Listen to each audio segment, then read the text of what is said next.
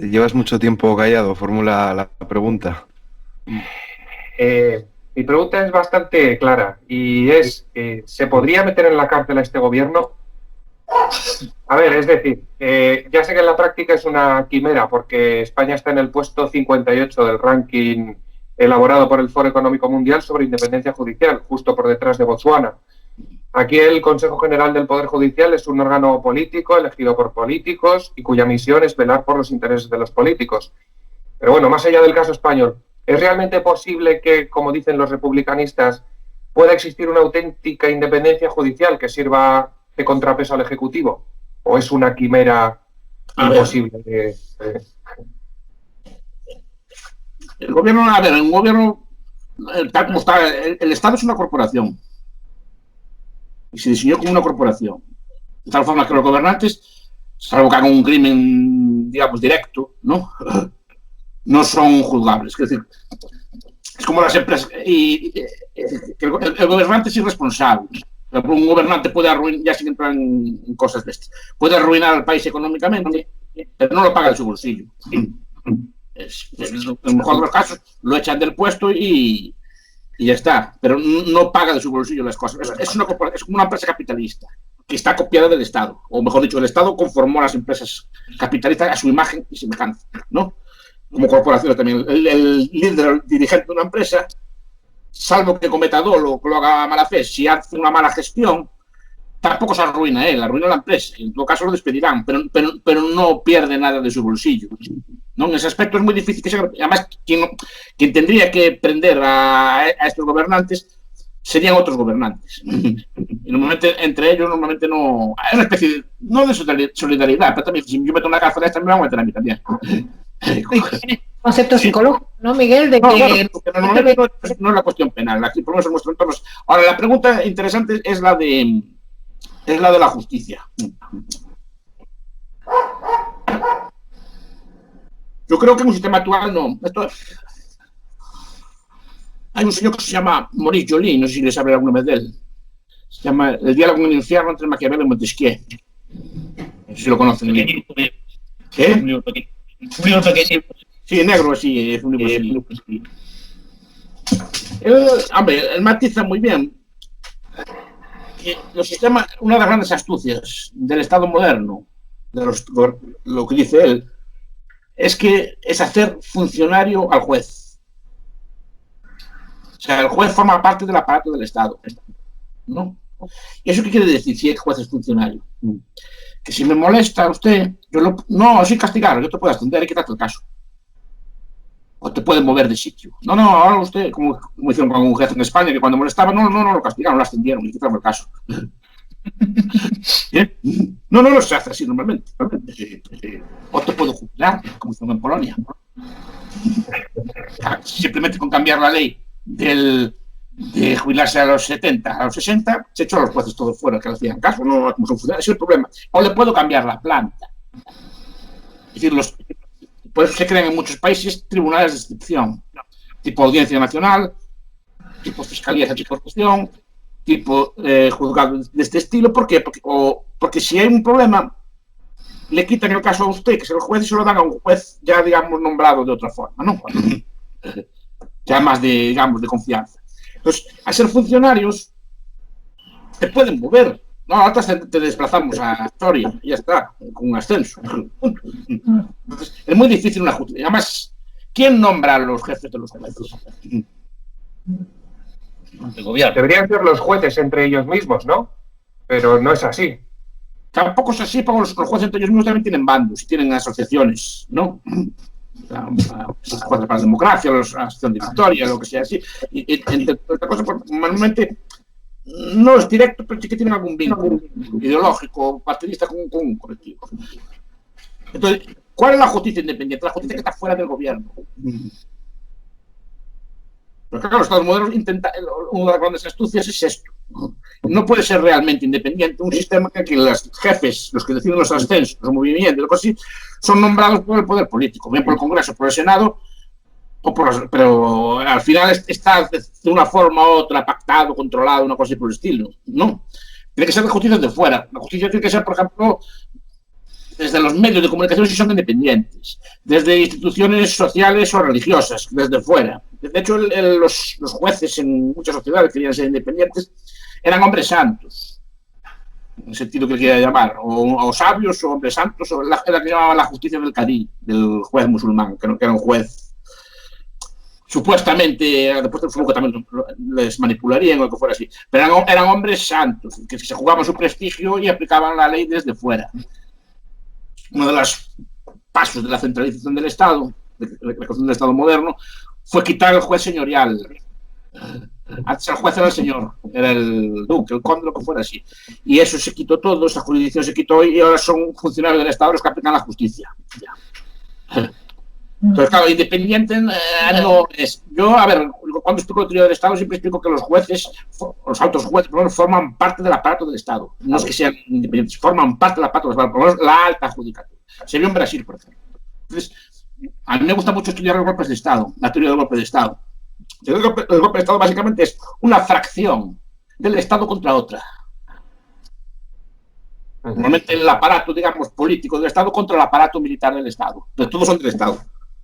O, por ejemplo, el aparato judicial del Estado contra el aparato político, como se vio en Brasil, por ejemplo, ¿no? Los jueces echaron no sé si bien o mal, pero los echaron y fue, para mí, técnicamente es un golpe de Estado. Que esté bien a favor o en contra es otra cuestión, pero técnicamente es un golpe de Estado, ¿no? O en Bolivia hace poco, ¿no? Ahora, ¿en cuánto de eso hay del manejo de la opinión pública, Miguel? ¿Cuánto de eso no tiene que ver con el manejo de que la opinión pública al final, o digamos los medios, son los que deciden, ¿no? Porque los medios te pueden decir, bueno, vamos a sacar a la luz la corrupción de esta gente y los hacen caer. Mientras que... A ver, eso normalmente en muchos sitios, la corrupción... A ver, los estados internamente son anárquicos. Internamente son anárquicos. Y yo siempre digo que hay como 4 grandes grupos, ¿no? El grupo de los políticos, en general, políticos, que es lo que tenemos nosotros por política, los presidentes, los ministros, los alcaldes, y es una parte. Pues ahí el segundo aspecto son la alta administración del Estado. Y me refiero a la alta judicatura, a las altas fuerzas armadas, o los generales y los jefes y ese tipo de cosas así, y los servicios policiales, ¿no? Todos ese tipo de grupos. El tercero es el aparato económico del Estado, que no es la economía, son los sectores económicos que dependen o están asociados al Estado. La banca, por ejemplo, ¿no? O los sectores que viven de las regulaciones, el sector eléctrico, cada país es distinto, ¿no? Pero son no sectores económicos. Por ejemplo, una fabricante de lápices, un fabricante de tomate frito, normalmente no están en el aparato del Estado, pero sí los sectores que viven del Estado. Después el cuarto es el aparato de hegemonía, que son medios de comunicación, los medios ideológicos y el alto clero. ¿Y la universidad? Sí, es el aparato de hegemonía. Pero tampoco todos los profesores, ¿no? Hay profesores o literaturas de corte. Bien, cada configuración estatal concreta, cada país concreto, tiene una relación distinta entre esos 4 grandes grupos. Hay estados en los que manda el aparato de hegemonía. Piensen en Irán. Ahí manda el clero, punto. Y en épocas de la historia manda el clero. En otros sitios puede tener mucha fuerza el aparato económico asociado al Estado.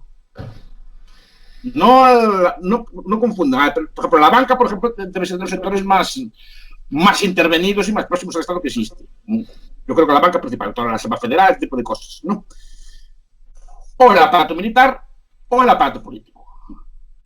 En sitios como el nuestro, a lo mejor hay cierto dominio del aparato político. Pero, por ejemplo, usted es Chile. ¿Pinochet qué era? ¿A qué se dedicaba Pinochet? Era militar, sí. No era un señor que andaba por la calle. No. No, digo, era del aparato del Estado o no era del aparato del Estado. Y se enfrentó a otra parte del Estado, igual que Franco. O Hugo Chávez. Hugo Chávez. En el caso de Pinochet fue mucho la parte política de lo que son el Senado, gran parte quería también quitarse del medio al loco marxista, ¿no? Sí, o sea, ¿quién da el golpe? Yo no me estoy metiendo en política, quién tiene razón o no. Eso ya es otro debate, ¿no? No, da el aparato militar, pero lo que quiero decir es que lo da con la venia de parte del aparato militar. Pero contra otra parte del Estado. Exacto, sí. Si estuviera fuera del Estado, no podría dar el golpe. Exacto, sí, funcionarios contra funcionarios, es correcto. Ahí está, o partes del Estado. Y los 4 están en anarquía entre los 4 y dentro de ellos en anarquía dentro de ellos, ¿no? ¿Qué pasa? En cada estado concreto hay una configuración distinta. Por ejemplo, en el nuestro puede dominar el aparato político, pero en otros no. En otros el aparato militar se impone, en otros el aparato económico se puede imponer de una forma o de otra. Por eso digo que es una configuración distinta de los cuatro grupos, ¿no? Y esto, ¿por qué me desvíen? Que estaba hablando antes. Profesor, disculpe. Usted acaba de decir que aquí en España manda el aparato político. Yo no sé si manda más el político o manda más la prensa, la hegemonía. Es que eso, los cuatro, es que no que mande más, son los cuatro son el Estado. Pero dentro de ese Estado hay veces que manda más uno que el otro. ¿No? Yo no solo pienso en la prensa, pienso en los aparatos de hegemonía, pero también pienso en el clero, en el alto clero. Aquí no manda mucho, pero en otro tiempo manda mucho. Y hay países del mundo que mandan a día de hoy. Es esa facción la que se impone a las otras, ¿no? Porque depende de la capacidad de la organización que tenga cada uno de ellos, y etcétera, etcétera, ¿no? Yo digo que entre estos cuatro grupos, pero los cuatro grupos son intercambiables. Un ministro, cuando deja ser ministro, ¿dónde va? A una gran empresa. Pero una empresa de lápices o de tomate frito. No.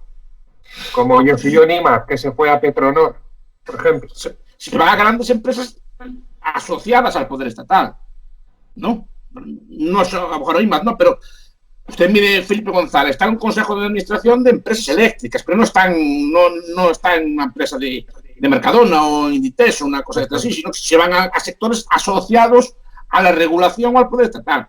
Y al revés, saltan de unos sitios a otros. Teóricamente, en muchos países del mundo, los ministros de defensa vienen de la industria de defensa, que también es una industria estatal o asociada al Estado, ¿no? Entonces, esos cuatro grupos entre sí están así, pero la judicatura forma parte de ese aparato también. Se ve en Brasil. El caso de Trump sería ese salto, pero al revés, de la economía, digamos, estatalizada a la parte política. Él se presenta, el político puede venir desde fuera, siempre y cuando entienda las reglas, y en así se lo hicieron pasar mal, no se lo hicieron pasar muy bien. Al principio le filtraban cosas, sus servicios de inteligencia filtraban cosas a la prensa, y estuvo con un impeachment y una serie de cosas así. Cosas que sepan manejar, pero Trump no es ningún outsider, no es ningún outsider. Es un señor, ya se presentó más veces, ya tenía buena relación con los críos, o sea, entendía por lo menos las reglas del sistema. Lo que pasa es que lo hizo de una forma distinta. Pero repito, aún así Trump es solo una parte del poder. Y como está todo el día, lo están boicoteando. El primer día que llegó al poder, los jueces le boicotearon, no se acuerdan. Bueno, y ahora se ha presentado el problema de que le ha cortado el dinero a la Organización Mundial de la Salud, ¿no? Se lo cortó directamente, dijo, ya a esta gente no le damos más dinero. Que también es un poco como apartarse de lo que es la expectativa que tiene el lobby de lo que tiene que hacer un presidente en Estados Unidos, ¿no? Claro. Ahí es como otra rebeldía. Ya le dije que esos cuatro grupos están en anarquía entre sí. Porque eso es una cosa que es difícil a lo mejor de entender. Pero dentro del aparato del poder no hay poder. Hay pactos.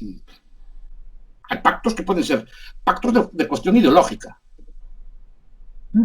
Códigos de honor. Normas que tenemos internamente. Y la corrupción es uno de los elementos que se puede usar, y ahí viene su pregunta, que se puede usar para controlar a las personas. ¿No? En el sentido de que si usted desobedece, yo le filtro a la prensa sus cosas, pues yo las tengo documentadas. Normalmente, si se fija, buena parte de los escándalos de corrupción que se ven en los países son ajustes de cuentas internos dentro de la clase política. Cuando alguien cae en desgracia, al principio lo avisan, si se resiste, le acaban con él así. Es una no es la única, pero es la única de las estrategias. Y en muchos países se usa, y en la política se usa mucho eso. Se tiene guardado en un cajón un dossier, cuando alguien molesta, se le saca. Yo creo que fue paradigmático el caso de Cristina Cifuentes, que parecía fuego amigo, que yo creo que todo lo que se filtró salió del propio Partido Popular. Pues el robo de las... ¿Quién sabe sus cosas? Claro. Los amigos del partido. No, sus amigos siempre son así, son los suyos. Quería hacerle una pregunta, Miguel, respecto a una vez que... Cristina Cifuentes yo creo que fue un caso típico, le dieron un aviso. Normalmente, por lo poco que sé yo del tema, se da un aviso que te denigra, pero no es de prisión, ¿no? Y le sacaron lo del máster, que es una cosa que defrauda mucho, ¿no? Que queda muy mal, pero no es algo muy delictuoso ni muy tal. No lo entendió a la primera, ¿no? ¿Cómo ves esto de los bulos? ¿Cómo ves esto de los bulos, Miguel? Esto que está hablando el gobierno de prohibir, ¿cierto? Bueno, yo sé que tú estás siempre en contra de todo lo que es la censura de cualquier forma, la censura de lo que se diga. Incluso recuerdo haberte oído decir una vez que hasta la calumnia es una cuestión que no estás muy de acuerdo en que se castigue. Que también no tenga castigo penal. Otra cosa que es el castigo de otro tipo. ¿Pero qué es una calumnia? Yo la imagen que tengo de usted o de usted es la que tengo yo. ¿No? Ahora, esto de los bulos del gobierno, ¿cómo lo ves esto de las fake news? Que parece que está aquí un problema ya de corte filosófico. Nuestros sistemas presumen la verdad. Si yo digo que usted copió sus libros todos, que de los vídeos que hace usted, pues todos son tal, ya se presume que es verdad. Lo que hay que presumir es como el principio romano, de que había templos. Hay que presumir siempre que es mentira. Y lo que dice un periódico, a priori hay que desconfiar de él. Igual que el principio del comercio es, desconfíe usted siempre del comerciante. Que había templo. Vaya siempre a la tienda pensando que le van a engañar. Y a partir de ahí tome garantías. No, a partir de ahí tome garantías. Y el sistema de mercado ya empieza a establecer garantías así. Yo si compro un jersey de esos que tiene un cocodrilo, que tiene un caballo, una cosa de esas así aquí, no. Se lo compro en una feria, en la Feria del Monte, o no. Me venden un jersey, un bolso de esos de una marca así muy fina, de esas italianas, o una cosa así, un bolso por 20 euros, allí tirado en medio del monte, una cosa por el estilo, no. Yo ya sé que es falso. Es que me engañó el señor africano. No, se siente usted engañado, ¿no? Se siente usted engañado cuando compra un jersey, un bolso, una cosa en un sitio de esos, con un cocodrilo, un caballo, una cosa así de una marca así de, ¿no? Por 20 euros se siente usted engañado. Ay, que me estafó, que no es de verdad. No, ya sabe usted que allí, por donde lo compra usted, lo más probable es que sea de falso, todo lo que hay allí. Y ya lo quiere usted falso, porque es barato, que no se siente usted engañado. ¿Cuándo se siente engañado usted? Si va a una tienda en el centro de la calle del Príncipe de Vigo, o va a una tienda buena en la calle Preciados, una zona de así, una boutique instalada con sus luces y sus tal, le venden la marca y se la venden, y ahí sí que tiene derecho a quejarse, porque pero normalmente que usted tome garantías. Si usted quiere comprar un producto de calidad, no lo va a comprar a la feria. Lo va a comprar pues, a una boutique o a un tienda con reputación, que está instalado, puede decir, instalado desde que está allí, que no escapa, que está allí quieto y lo tiene allí. Y eso es una forma, porque ya presume usted que le va a engañar, ya va tomando garantías. Usted también sabe que si quiere un producto de calidad, si quiere comer un bocadillo y lo compra en el medio de la calle, pues le va a tener probablemente más infecciones que si lo toma en un restaurante, porque está instalado. Entonces, es decir, usted siempre tiene que partir que le van a estafar. Entonces, va buscando usted garantías, pero pide reputación. Usted cuando compra una moto, un coche, una cosa así, preguntan antes. A ver, esta moto sale buena, este vendedor de segunda mano es de fiar, ¿no? Pero así siempre va pensando y a lo mejor pide garantías o pide algún tipo de aval, algún tipo de cosas. Esto es lo mismo. Nosotros presumimos la verdad. Que cualquier cosa que decimos es verdad. Y lo que hay que presumir es la mentira. Cualquier cosa que diga yo es mentira. Y me reclamen pruebas. Pero que si presumimos así, la calumnia es muy fácil. Sin embargo, como está viendo en las redes. En las redes es facilísimo calumniar a cualquiera, ¿no? Pero aún así presumimos que lo que dice la red es cierto. Pues no, lo que dice la red no es cierto. Demuestre, ¿no? A ver dónde dijo ese señor esa cosa. ¿Dónde está eso probado? Si no queda usted con mentiras, pero hay que presumir siempre la mentira. Por eso las redes en ese aspecto son buenas. Porque las redes, como todo el mundo puede engañar y muchas cosas son falsas, ya no nos fiamos tanto de ellas. Siempre buscamos algún tipo de medio de comunicación que también puede estar manipulado, pero más de referencia. Y ustedes cuando van a buscar información no es lo mismo que un chat de Facebook que una revista académica seria. Que cuidado, que también pueden engañar, pero ya tiene otro tipo de solvencia, ya van otro tipo de cosas. Y por eso la calumnia no es que no sean delitos. que hay que presumir siempre que todo lo que digo yo es mentira. Y probarlo. Lo que pasa que yo creo que han ido en otra línea.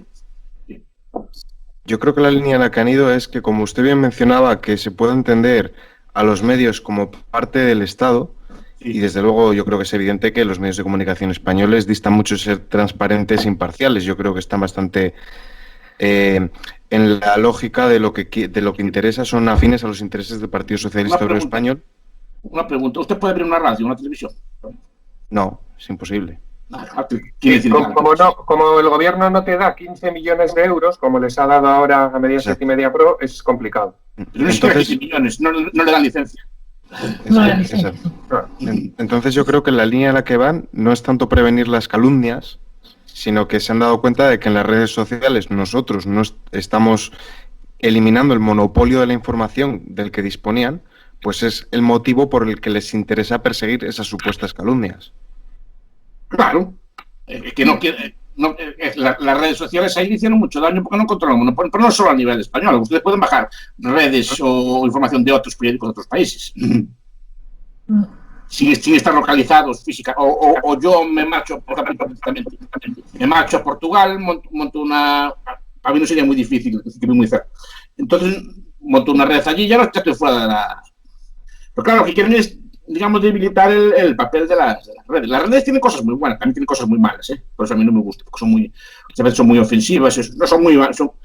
como escribe todo el mundo, claro, te llaman de todo, y cosas así, pero no es grato los días levantarse por la mañana. No, y encontrar insultos en tu casa. Yo cuando voy a una conferencia, a una cosa así, ya voy psicológicamente preparado para el conflicto.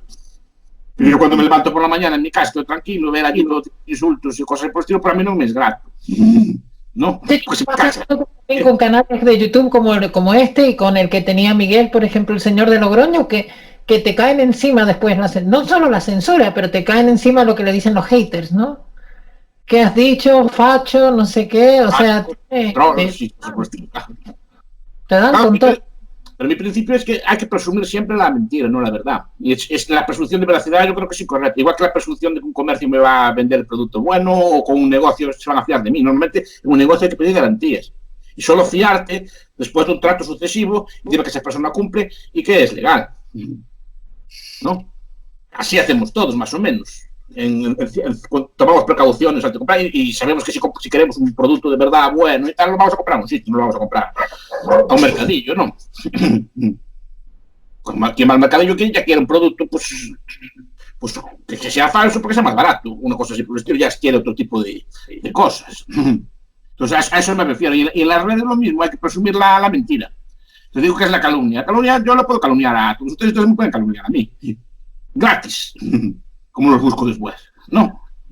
Ya el coste de andar a andar con juzgados y cosas por el estilo ya es mucho más caro que la calumnia. Además, acrecienta más la calumnia, porque todo el mundo empieza a hablar ya de la cosa. Entonces, lo ideal sería plantear otro sistema. Es decir, a ver, a priori es falso. Ahora vamos a ver si esta señora o este señor lo que está diciendo normalmente se ajusta a la verdad, normalmente está bien documentado, etcétera, ¿no?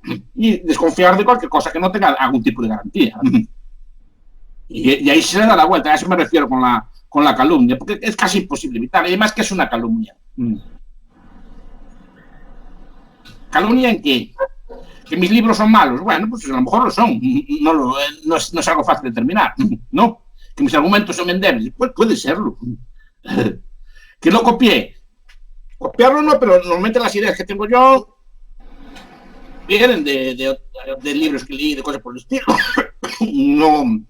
No es fácil dilucidar lo que es mío de lo que es de los demás.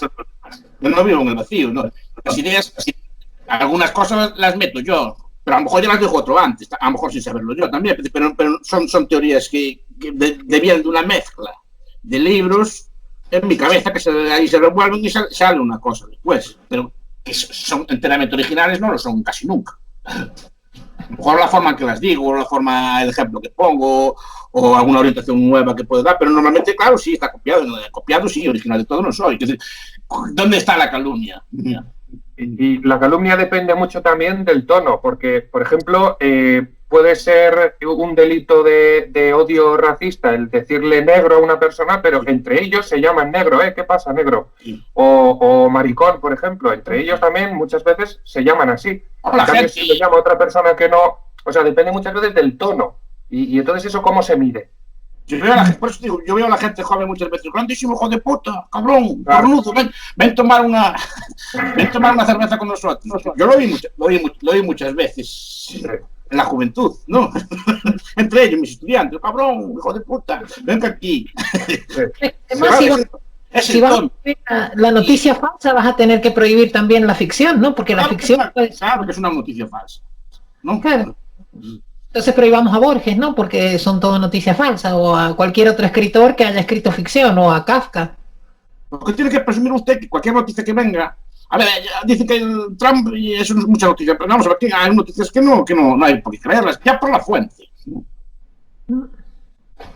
Ya por la fuente. Normalmente pues ya hay fuentes que ya se sabe que son sesgadas. Muchas páginas web de estas que hay así, o muchas cosas que me mandan a mí al WhatsApp, o cosas por el estilo, pues se ve que son falsas, se ve que son montajes, o cosas por el estilo, pues no sé por qué la gente las cree. El problema es porque la gente cree más a eso que al gobierno. A lo mejor el gobierno está muy desprestigiado. Yo creo que el problema es que porque la gente cree más esas cosas que cree, digamos, a los medios comunes, y porque hay que forzar que sea el medio oficial el que es verdad, porque se dan cuenta que mucha gente no les cree a ellos. Eso es el problema, porque tienen un historial en muchos casos de mentiras, tanto por la guerra de Irak, todas aquellas cosas que decían de armas y así, se desprestigian a sí mismos, o muchas cosas que hacen en las cosas económicas, que niegan las cosas y así después hacen todo lo contrario. Así que, claro, normalmente son ellos los que se desprestigian a sí mismos. Por eso la gente recurre a... Después que, claro, hay muchas personas una suerte de idea de que hay una especie de conspiración, que nos ocultan cosas y cosas así. Entonces opera también ese tipo de cosas a favor. Pero claro, es difícil definir lo que es una calumnia y cómo... Pero no hay veces en que es más o menos objetivo. Por ejemplo, si yo digo X mató a tal y lo mató, es que no. A ver, pero es una calumnia. Por ejemplo, hay veces cuando hacen las evaluaciones que dicen que yo llego tarde. Yo nunca llego tarde, y más es objetivable, ¿no? Eso sería una calumnia, pero entonces lo que queda mal es el otro. Porque es algo que es fácilmente probable. A ver, hay cosas que si soy bueno, malo, miento, no miento, ya no. Yo estoy ahí a las 12:15 y estuve aquí a las 12:15. Que más no llegó tarde a la reunión. No, porque se puede, está grabado aquí la hora que empezó y se puede probar. Entonces, el que queda mal es el otro. ¿No? Se puede decirlo. El que llegó tarde y no cumplió. No, a ver, que tengo grabado, que estuve aquí y la clase, la conferencia con ustedes y aquí estuve, como que falté. No. Testigos y cosas. No. Pero hay veces que incluso los hechos reales, hay personas o medios que tienen tanta fuerza que son capaces de una mentira y la repiten y cala. Sí, estos debates. Hay un libro de Heinrich Bock que se llama El honor perdido de Katharina Blum, que es una crítica a la prensa amarilla alemana. Este tipo de cosas. Pero claro, el problema siempre está que damos veracidad. Creemos que es verdad todo lo que nos dice y nadie cree todo lo que nos dice. Eso, en la vida real nadie creemos todo lo que nos dice.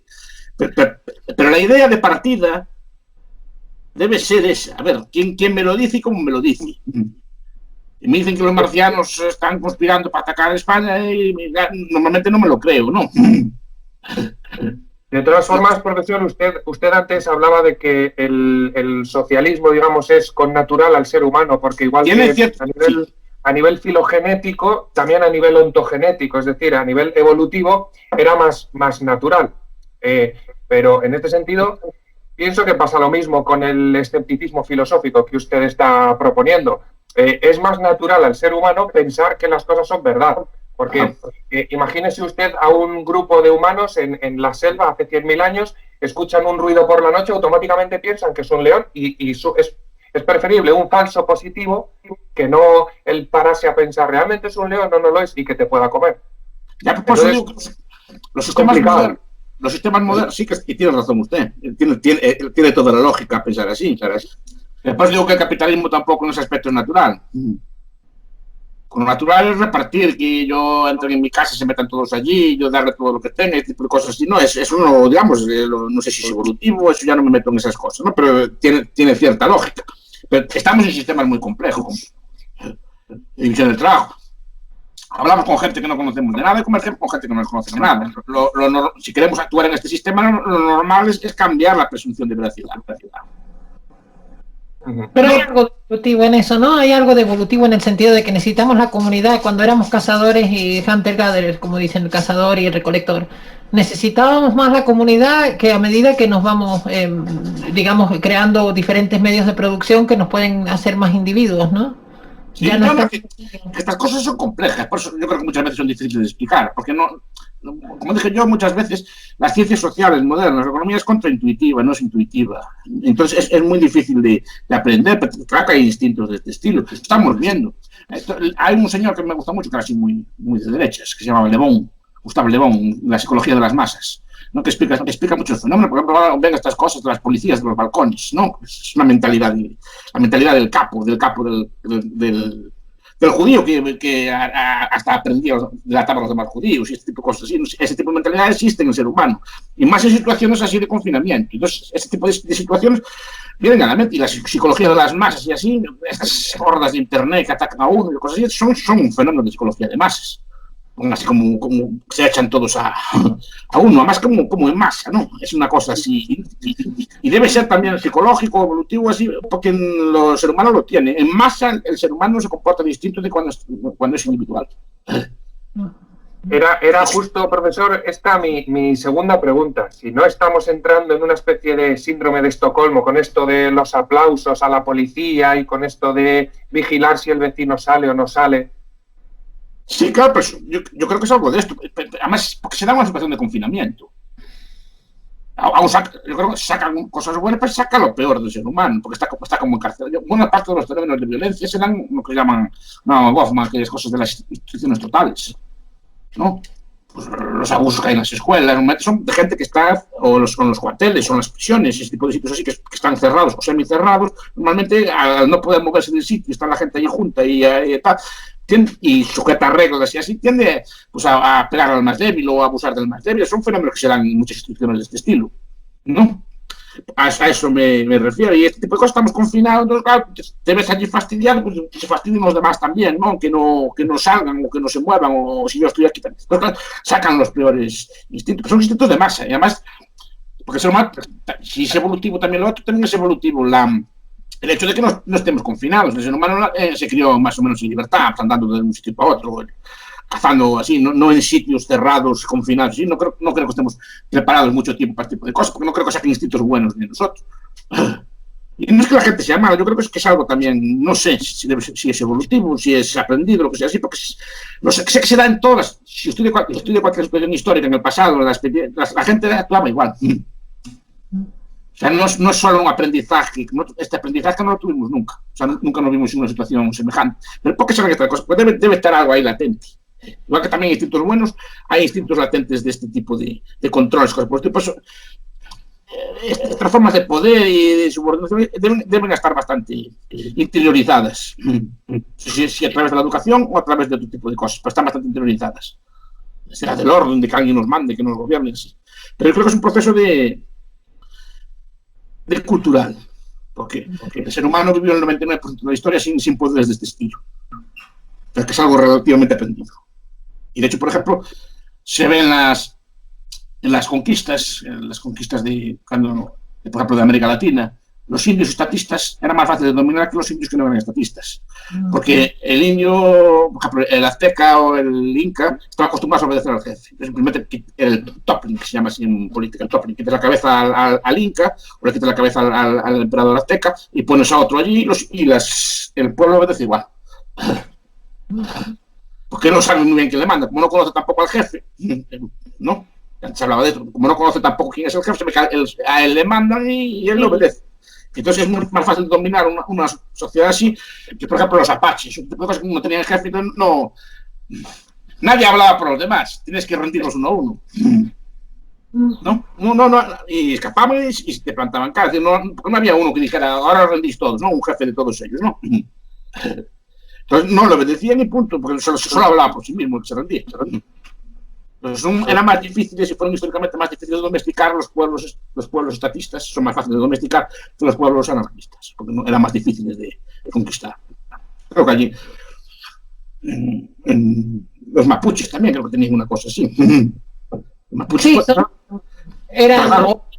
o bien eran consenso de los más viejos, o bien había un cacique, que era un cacique pequeño, digamos, ¿no? Sí. Son los dos sistemas que encontrabas aquí en aquella época. Sí, pero tardaron muchísimo en dominarlos. Claro. Muchísimo. Yo quiero enlazar.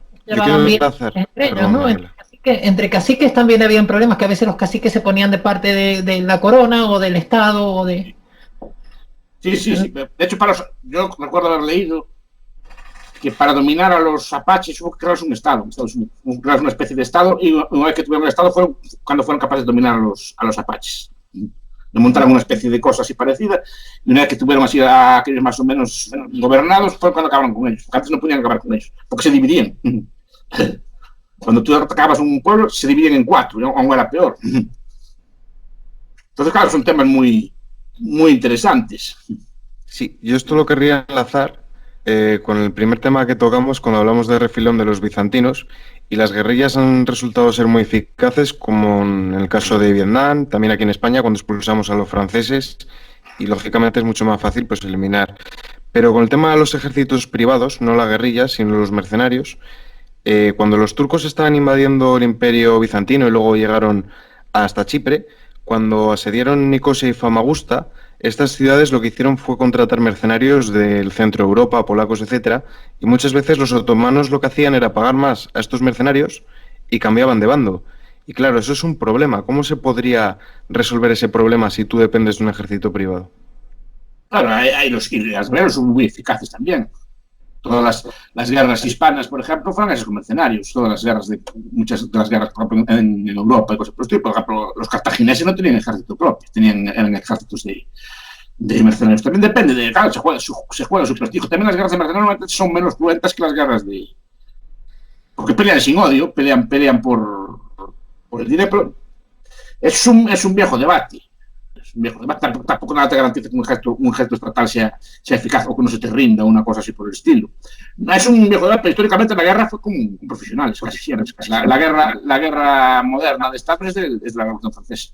No era así. Claro que puede haber problemas, o hay el viejo problema de que el mercenario te domine a ti. No.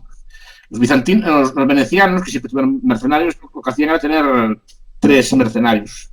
Por ejemplo, uno para la policía, otro para las tropas y otro para el naval, ¿no? Entonces, que se controlan unos a los otros. Pero tenían estrategias muy buenas para tener dominado.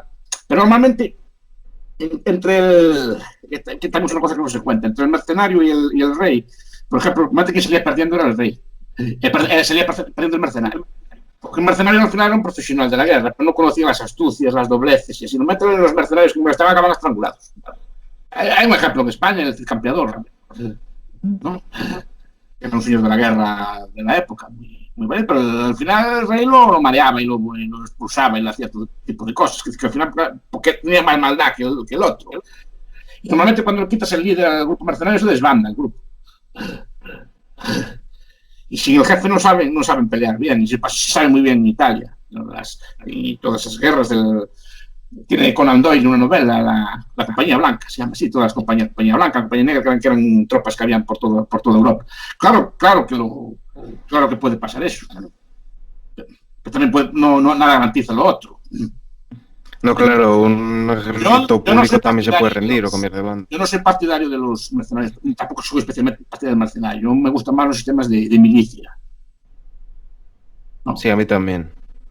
Yo recuerdo haber leído, como estoy delante, no, igual la fuente es falsa, no, siempre pongo el cable, que los godos, cuando vinieron, los vascos no estaban romanizados, ¿sabes? Por lo tanto, no estaban acostumbrados a delegar su defensa en un ejército estatal.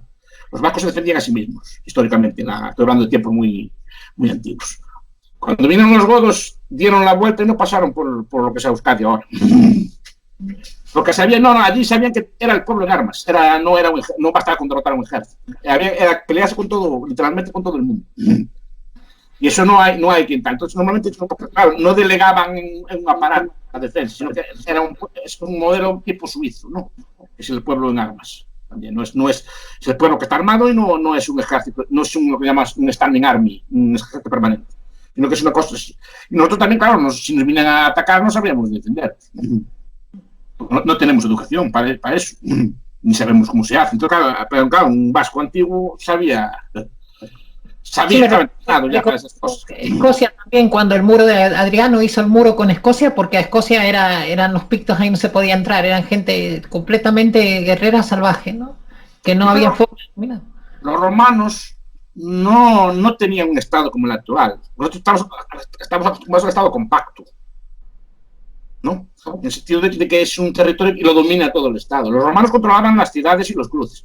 Yo siempre al señor Novo siempre le pregunto, señor Novo, ¿por qué hay una muralla en Lugo? Esa muralla es del siglo III, ¿no?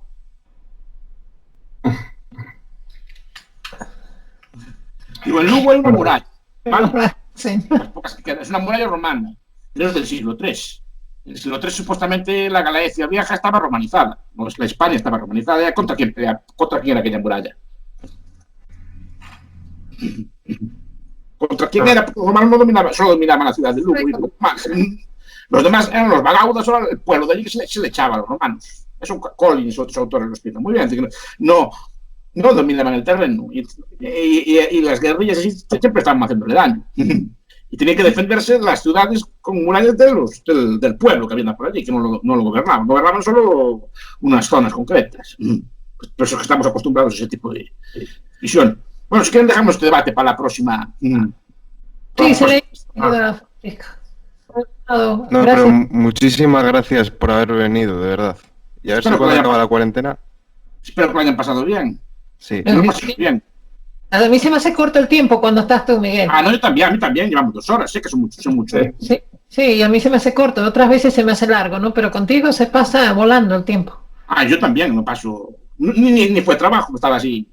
Que pasa que, claro, hablar así es más dinámico, que pasa que no tengo yo las fuentes delante para contrastar todo lo que digo. Claro, puedo decir alguna cosa incorrecta, puedo decir una cosa así, por eso digo, siempre hay que presumir. Tiene usted una charla que a mí me fascinó, que la escuché hace ya unos cuantos años, sobre que las relaciones internacionales son anárquicas. Pero no había escuchado el argumento que ha dicho usted, de que dentro del Estado también los diferentes poderes también son anárquicos. Y es muy interesante. Y los partidos son un gobierno de coalición que es. Claro. Lo mismo. Cualquier parte puede romperlo. Y dentro de un partido, a Pedro Sánchez no lo echaron ya antes. ¿Y cómo pueden echar? Pues no mandaba, pero lo echaron, punto, se levantó, porque son las relaciones que hay dentro de la política no son de poder, son de pacto. De pacto entre ellos. Tú me apoyas a mí, yo te hago ministro. No. Por ejemplo. Tú me rascas la espalda a mí y yo a ti. Sí, pero son pactos. Pero son pactos muy complejos, que es lo que me gustaría a mí desentrañar. No, son pactos derivados de pactos de este estilo. Normalmente son pactos de corte muchas veces monetario o de reparto de puestos. Tú me apoyas a mí, yo te doy un cargo a ti. Mientras esté yo, tú estás, ¿no? Entonces son pactos de lealtad. Después son pactos ideológicos también. Muchas veces las ideas ahí operan como cemento. Es decir, tenemos que construir el socialismo, o tenemos que construir una república islámica, o tenemos que construir lo que sea. Eso opera también como cemento. Pero después también hay elementos de honor, ¿no? Por ejemplo, los códigos de honor de las noblezas, ¿no? Que, bueno, pues es una cosa, pues también son elementos de legitimidad y históricamente fueron muy representados, o elementos religiosos. Pues elementos de este estilo, de chantaje, ¿no? Pero el chantaje en puridad no es poder. Y ahí está la cuestión, ¿no? El chantaje, tal como define Rothbard o algo así, en puridad no es poder, es un daño, pero no es uso de fuerza. Es decir, yo sé una cosa suya, ¿no? O tengo grabado una cosa suya, y o me obedeces o la cuento. Pero yo tengo derecho a decir lo que quiera. No, en puridad, ya sé que es una cosa mala, a mí no me gusta mucho, ¿no? Pero en puridad no hay uso de fuerza, porque usted no tiene derecho a que yo esté callado, ¿no? Y después, elementos de otro estilo como corrupción o cosas por el estilo, que es una forma de chantaje también, o cosas por el estilo, pero normalmente operan con pactos, son anarquías, y son pactos inestables, pero están siempre cambiando. Dice, fisuras en el gobierno, claro, o fisuras en el PSOE, claro, fisuras porque unos pelean con los otros, porque no hay un real mando. Eso sí, precisamente porque están en anarquías y están tan bien organizados que pueden ejercer la fuerza sobre el resto. Porque sí, que me gusta un poco lo del tema de que cuanto más anarquía, más orden. Eso sí. Al principio no lo entendía, lo dijo Proudhon, ¿no? La anarquía es la madre del orden. Es verdad, solo los órdenes de mercado que son anárquicos funcionan bien. Si usted, ¿no?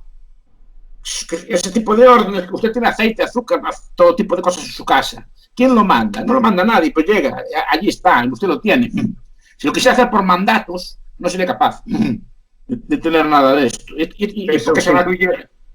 Se sustituye el mandato por los incentivos, ¿no? Sí. Claro, pero es anárquico. Pero también, por ejemplo, las organizaciones, las empresas son anárquicas, las iglesias son anárquicas. Sí, sí. Porque usted está allí porque cree en la fe, si deja de creer se marcha y punto. Pero aún así son súper estables. ¿Sí o no? Y las empresas, si usted mañana va a trabajar, no va, no hay fuerza que la vaya a trabajar a usted. Y de hecho, para que vaya a trabajar tiene que pagarle algo a usted, pero no está usando la fuerza, está usando un intercambio. Por eso digo que son mecanismos anarquistas, aunque parezca que no. Y una iglesia, cualquier institución de existir, una familia, un grupo de amigos, una pareja, es anarquía. Y hasta las dictaduras en un momento dado pueden ser anárquicas también. Dentro de ellas, sí. Sí, sí. Incluso se da, por ejemplo, con la dictadura de Pinochet que hablábamos antes. Pinochet no empezó empezó una junta. Sí, era la junta, exacto, porque y de hecho se impuso uno de ellos. ¿Pero por qué se impuso Pinochet y no otro? Eso es lo que no se sabe. Siempre le pregunta al almirante Merino, porque Merino parece que era el más intelectual de la cosa. Más hábil, pero que entre ellos es anárquico, porque no es más uno. El golpe de Franco en su momento, ¿no? Cualquier golpe de Estado, el golpe de Franco es más conocido, digamos, ¿no? Pero eran Mola, Franco y unos cuantos más, ¿vale? Porque se impuso Franco, era más guapo, más fuerte, eran primero que desobedecen de forma que pues, entre ellos se organizan. Pues cogerán al que más capacidad militar tenga, al que tenga más aliados, que fuera capaz él de ganar más amigos o cosas por el estilo, y es el que se impone. O el mejor en el discurso, me imagino que sería el caso de Pinochet, ¿no? Porque gente como Merino y eran demasiado rancios, ¿no? Eran demasiado... No es por la fuerza. Pinochet llega allí, a lo mejor tiene una pistola, pero los demás generales también tienen su pistola. Claro. ¿Sí o no? Y se hablan igual, sí. Claro, eso... porque si él... ¿Qué fuerza tiene sobre los demás? ¿Qué fuerza tenía Pinochet sobre Merino? ¿Qué fuerza tenía Franco sobre Mola o sobre cualquiera de los otros? ¿No? O Podellano, los que fueran así. ¿Por qué se pone él? Pues ahí está. La anarquía es orden. Igual que en una iglesia hay un papa, pero el papa no manda de verdad. O sea, manda los que quieren creer en él. Se impone, pues no sé cómo se impone, pero sale el de papa, lo pone el Espíritu Santo. Pero así. Bueno, pues dejamos estas preguntas para la próxima, a ver qué tal queda. ¿Vale? Perfecto. Venga, muchísimas gracias. Sí, Muchas gracias. Sí. Chao. Chao. Chao. Agur. Agur.